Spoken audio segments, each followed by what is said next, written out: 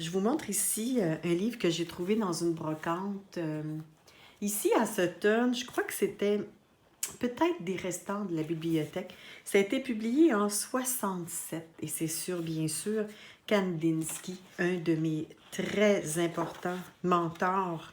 Même dans sa mort, tout ce qu'on peut lire sur Kandinsky nous apprend énormément sur l'art et surtout sur le fait que c'était un artiste spirituel. Alors, je me retrouve beaucoup dans son art. Dans les débuts, parce qu'il a étudié aux Beaux-Arts, il a aussi enseigné au Bauhaus en Allemagne. Et dans les débuts, donc, il peignait de façon très figurative, en même temps avec des touches quand même abstraites. Il s'en allait tranquillement de plus en plus vers l'abstrait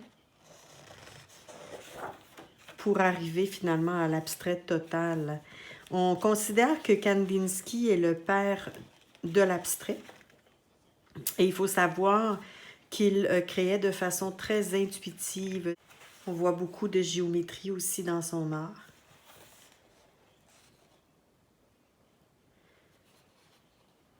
Surréalisme aussi, qu'on peut voir ici en particulier. Alors voilà, je voulais vous partager ce mini-livre que j'ai trouvé qui me tient beaucoup à cœur. Alors oui, je disais qu'on considère que Kandinsky est le père de l'art abstrait. Dernièrement, en fait, depuis quelques années, on a découvert l'œuvre de Hilma af Klint.